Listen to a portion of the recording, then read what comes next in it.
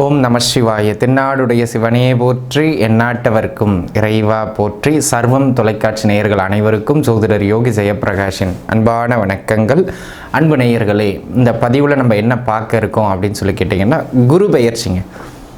எப்போவுமே 12 ராசி அன்பர்களுக்குமே ராகு கேதுக்கள் வருடம் பெயர்ச்சி ஆவார்கள். 1.5 ஆண்டுகளுக்கு ஒரு முறை, 2.25 ஆண்டுகளிலிருந்து 2.5 ஆண்டுகளுக்கு ஒரு முறை சனி பெயர்ச்சி ஆவார். ஆனாலும் வருடத்திற்கு ஒரு முறை பெயர்ச்சி ஆகின்ற இந்த குரு பகவானின் பெயர்ச்சியை எதிர்நோக்கிய மக்களினுடைய பார்வை இருக்கும். ஏன் அப்படின்னு கேட்டிங்கன்னா, குரு பகவான் நவகிரகங்களிலேயே முழு முதற் சுபகிரகம் அப்படின்னு அழைக்கப்படக்கூடியவர்.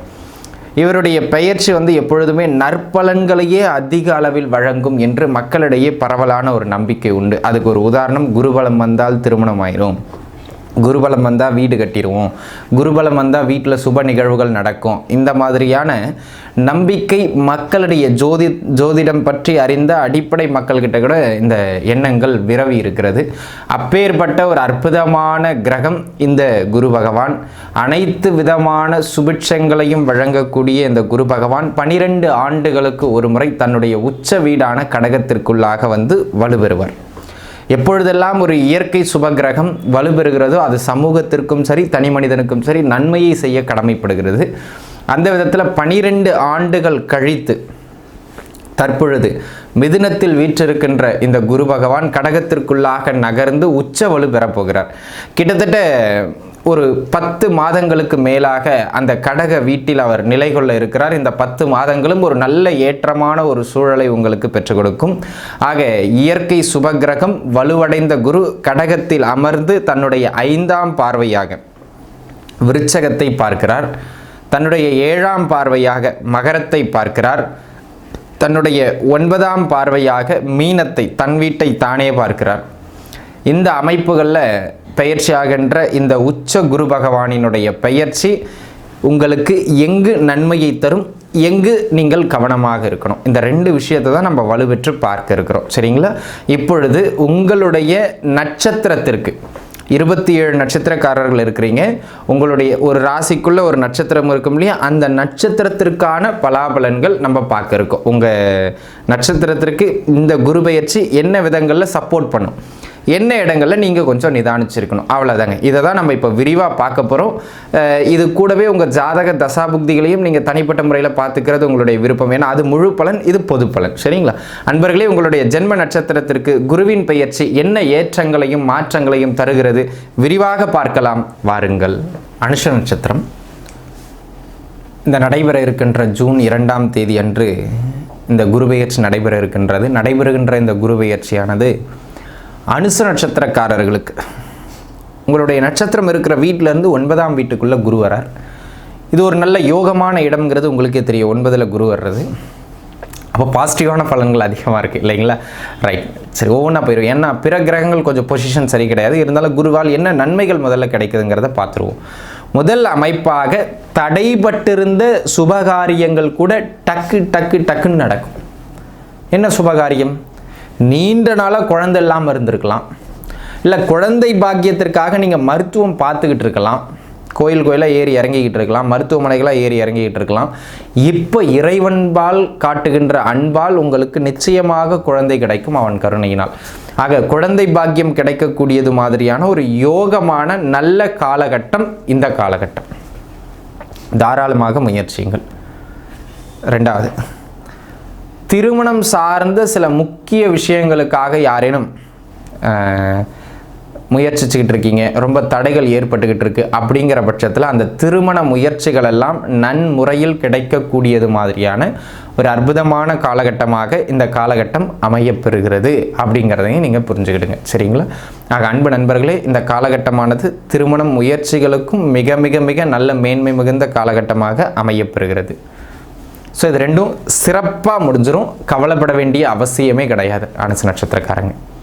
3வது, பூர்வீக சொத்துக்கள் சேரணும் அப்படின்னு முயற்சி செஞ்சுக்கிட்டு இருக்கீங்க. ஆனால் பூர்வீக சொத்துக்கள் சார்ந்து வழக்கு நடந்துக்கிட்டு இருக்குங்க தம்பி, அது வெல்லுமா, கைக்கு பூர்வீக சொத்து கிடைக்கும் அப்படின்னா இந்த காலகட்டம் பூர்வீக சொத்துக்கள் கிடைப்பதற்கான அமைப்பு வலுவாக இருக்கிறது. தகப்பனார் வழியிலிருந்து சப்போர்ட் கிடைக்கும். உயர்கல்வி, பிடிச்ச கல்வியை படிக்கிறதுக்கான அமைப்புகள் கைகூடி வரும். உத்தியோகத்தில் இடமாற்றங்களை எதிர்பார்த்திருந்தவங்களுக்கு, டிரான்ஸ்ஃபர் போன்ற இடமாற்றங்களை எதிர்பார்த்திருந்தவங்களுக்கு அந்த இடமாற்றங்கள் கிடைக்கும். லாங் டிஸ்டன்ஸ் டிராவல் செய்யக்கூடியது மாதிரியான அமைப்புகள் சிலருக்கு உண்டு. வெளியூர் பயணங்கள் செய்கின்ற அமைப்பு அடிக்கடி ஏற்படுறதுக்கான வாய்ப்புகள் ரொம்ப அதிகம். ஸோ இந்த விதத்திலெல்லாம் இந்த அமைப்பு உங்களுக்கு நல்ல மேன்மையாக அமைகிறது. அதே போல் பார்த்தீங்கன்னா அன்பு நண்பர்களே, உங்களுடைய பேச்சால் நல்ல கௌரவம் கிட்டக்கூடிய அமைப்பு, உங்களுடைய மரியாதை அதிகரிக்கக்கூடிய அமைப்பு இந்த காலகட்டத்தில் உண்டு அப்படிங்கிறத நீங்கள் புரிஞ்சுக்கிடணும். அதே போல் அன்பு நண்பர்களே, இந்த காலகட்டத்தை பொறுத்த மட்டிலும் உங்கள் குல வழக்கங்கள், பாரம்பரியங்களை தூக்கி பிடித்து அதன் மூலம் நற்பெயர்களை பெறுவீர்கள். நிறைய தான தர்மங்கள், கோவில் பணிகள், சமூக பணிகளில் ஈடுபடுறதுக்கான வாய்ப்புகள், ஆன்மீகத்தில் ஈடுபடுறதுக்கான வாய்ப்புகள் சில அனுச நட்சத்திரக்கார அன்பர்களுக்கு இந்த காலகட்டத்தில் கிட்டும். அதில் எந்த விதமான மாற்று கருத்துமே கிடையாது. சரிங்களா? ஸோ இதெல்லாம் நன்மை. இப்போ பொருளாதாரம்னு வரும்போது பார்த்தீங்கன்னாங்க ஐயா, பிற கிரகங்களோட சப்போர்ட் வலிமையாக இல்லை. என்னதான் வேலை வருமானம்னு ஒரு பக்கம் இருந்தாலும் நிறைய விரயங்கள் ஏற்பட்டுக்கிட்டே இருக்கும், இழுத்து பிடிக்க முடியாது. ஸோ கூடுமானம் வரையிலும் தேவையில்லாத விஷயங்களுக்கு விரயம் செய்கிறத தவிர்த்துக்கணும். ரெண்டாவது, ஆரோக்கியத்தில் கொஞ்சம் அப்பப்போ டிஸ்டர்பன்ஸ் ஏற்படுறது மாதிரியான ஒரு காலகட்டம். ஆக உடல் நிலையில் அந்தந்த சீசனுக்கு சரியில்லாத உணவுகளை தவிர்க்கிறது நல்ல மேன்மைங்கிறத நீங்கள் புரிஞ்சுக்கணும். ஏன்னா இந்த காலகட்டம் உடல்நிலையில் கொஞ்சம் தொந்தரவுகளை ஏற்படுத்தும். உயர்கல்வியில் மேன்மையை தருகிற குருபெயர்ச்சி பள்ளி படிப்பில் இருக்கின்ற பிள்ளைகளுக்கு மந்தத்தன்மையை ஏற்படுத்துறதுக்கான வாய்ப்பு அதிகம். அப்போ என்ன பண்ணணும், இந்த காலகட்டத்தில் நீங்கள் ஸ்கூல் படிக்கிற பிள்ளைகள் படிப்பில் சற்றே கூடுதல் கவனம் செலுத்தணும். உறவுகளுக்கு இடையில் கொஞ்சம் அப்பப்போ முட்டிக்கிடுங்க. ஏதாவது ஒரு உறவுகளுக்கு இடையில் சின்ன சின்ன தொந்தரவுகள், சண்டை சச்சரவுகள் வந்துட்டு தான் இருக்கும். கொஞ்சம் அட்ஜஸ்ட் பண்ணி தான் போகணும், வேறு வழி இல்லை. சரிங்களா? அதே போல் தாயாரினுடைய உடல்நிலையில் கொஞ்சம் கூடுதல் கவனம் செலுத்துங்க. இல்லைனா தாயாரினுடைய ஆரோக்கியத்தில் கொஞ்சம் அப்பப்போ தொந்தரவுகள் ஏற்படுறதுக்கான வாய்ப்புகள் ஏற்படும். ஒன்று தாயாருக்கு தொந்தரவு ஏற்படும், இல்லை தாயாரோடு நமக்கு கருத்து வேறுபாடுகளை ஏற்படுத்தும். ஆக கூடுமானம் வரையிலும் தாய் உறவு சார்ந்தும் பொதுவாகவே உறவுகள் சார்ந்தும் இந்த காலகட்டத்தில் நிதானம் தேவை. தொழில் செய்கின்ற அன்பர்கள் இந்த குருபெயர்ச்சியில் பெரிய வருமான ஓட்டம், ரொம்ப சூப்பரான லாபம்னு சொல்ல முடியாது. ஒரு ஆவரேஜான பொருளாதார ஓட்டம், அவ்வளோதான். ஆனால் லிமிட்டுக்குள்ள பொருளாதார முதலீடுகளை போடுவது உங்களுக்கு நல்ல ஏற்றத்தை தரும். நீங்கள் பாட்டு அள்ளி வீசிட்டீங்க முதலீடுகள் அப்படின்னா அதை எடுக்க முடியாமல் திணறது, இல்லை கடன் ஆகிறது, அப்படி மாட்டிக்கிடுவீங்க. ஸோ அந்த விதத்தில் கொஞ்சம் கவனமாக இருக்கணும் அப்படிங்கிறத நீங்கள் புரிஞ்சுக்கிடணும். சரிங்களா?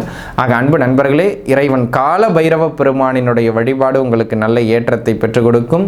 சுபகாரியங்கள் நன்முறையில் இந்த குருபெயர்ச்சியில் நடைபெறும். கவலைப்பட வேண்டிய அவசியம் கிடையாது. அனைத்து அனுச நட்சத்திரக்கார அன்பர்களும் நன்றாக இருப்பீர்கள். வாழ்க வளமுடன். நன்றி.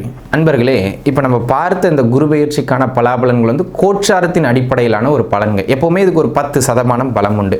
ஆனால் இப்போ இதில் நம்ம முக்கியமான விஷயம், ஒரு வீடு கட்ட போகிறோம், தொழில் பண்ண போகிறோம், இன்வெஸ்ட் பண்ண போகிறோம், திருமணம் பண்ண, இந்த மாதிரி முக்கிய விஷயங்கள் ஏதாவது பண்ண போகிறீங்கன்னா உங்கள் சுயஜாதக தசாபுக்தியும் நல்லா இருக்கா அப்படிங்கிறத ஒரு முறை பார்த்துட்டு அதை முயற்சிக்கிறது சிறப்பு.